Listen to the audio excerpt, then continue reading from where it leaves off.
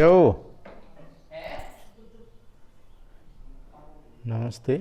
Myself, Dr. K.K. Chaudhary, Faculty of Education and Methodology, Jyoti Vidyapeeth Women University, Jaipur. And today we will discuss about the procurement, utilization and maintenance of the resources. In this topic, you will learn about the different type of resources within a school. You will also learn some helpful tips about how to effectively allocate and manage these resources in your school. As educators, we all know that budget can be tight. It's our job to make sure that we are using all of our resources wisely. Many don't realize that a school resource extend far beyond the business administrator office. With strategic and creative planning, school leaders can maximize all available resources to improve the school climate and culture for all those we serve, most importantly our students. Then what are the type of the resources? School have access to human, material and financial resources. Human resources are arguably a school's or any organization most valuable resource. Human resources are the people that comprise the staff of the organization. This include all the people who work to ensure the school work smoothly on the daily basis, including administrators, teachers, teacher assistant, school nurses, custodial workers, food service workers, office personnel, ground workers, transportation workers, volunteers, and anyone else who is involved in daily operation.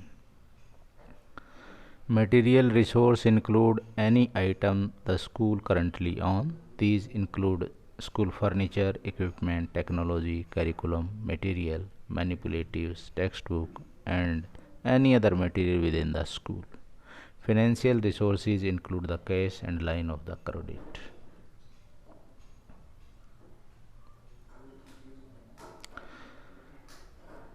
As we mentioned earlier, human resources are a school's most valuable resources. As an administrator, the second most important task you have before you is to hire a quality staff. This is the second only to maintaining a safe environment. Research has proven that the single most important classroom factor, like the student achievement, is teacher effectiveness. So, how do you acquire, allocate, and manage human resources? Acquiring human resources is half the battle. If you hire well, you won't have to do much managing later on. First of all, trust your guts when you are recruiting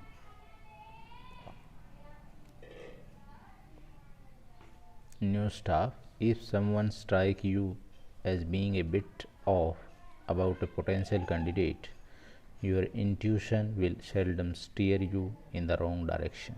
However, you also need to implement an objective process to ensure that you are treating each candidate equitably, कि सबके साथ समान रूप से व्यवहार होना चाहिए. जो अच्छे टीचर्स हैं उनको भी अच्छी तरह ट्रीट करना चाहिए. Establish a hiring protocol and follow it for all the positions you post. Be sure to ask candidate questions that align with your mission and vision.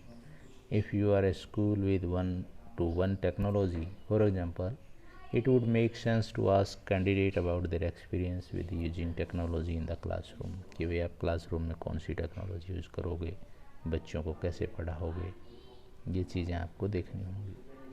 Once you have gotten to know the staff you are working with, your next task is to place member of your staff where they will be most effective. This is part of managing your human resource and takes a lot of time and efforts. Maybe there is a second grade teacher whose classroom management style is more suitable for 5th grade students. Remember, if you are making decisions that are in your student best interest, you are making the right decision. Often times administrators underestimate the interest and value of the school volunteers. These could be parents, volunteers, senior aides, college students looking for exposure to the school setting. Community organization. Volunteer can do so much for your school and your staff. Parents volunteer can help teacher with craft. Senior aid could assist in the office, and community organization could offer extracurricular activities to your students or staff. The possibilities are endless. Just be sure to follow the established volunteer policy and ensure that all volunteers who come into the contact with the student have been properly background checked. Finally, it is important that you are consistent and equitable to all the staff members at all the time. Be sure to follow our school and district policy as approved by the Board of the Education. Evaluation policy, progressive discipline policy, leave time policies, and appropriate conduct policies should be available to both of you and your staff in your policy manual. When in doubt, consult the board policy. Second is the material resources. Material resources ki all the furnitures you have present in your school, that is the material resources. School technology, curriculum material. So you should ensure that these are properly used and students get maximum benefit about these material resources.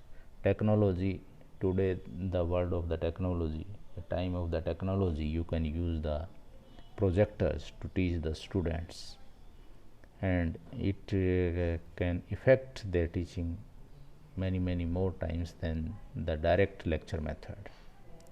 So these are the all about the procurement, utilization and maintenance of the resources. Hope you understand the topic. If you have any query, mention in the comment box. I will resolve it. This session is powered by digital version 2.0 Jyoti Vidyapeeth Women University. Thank you.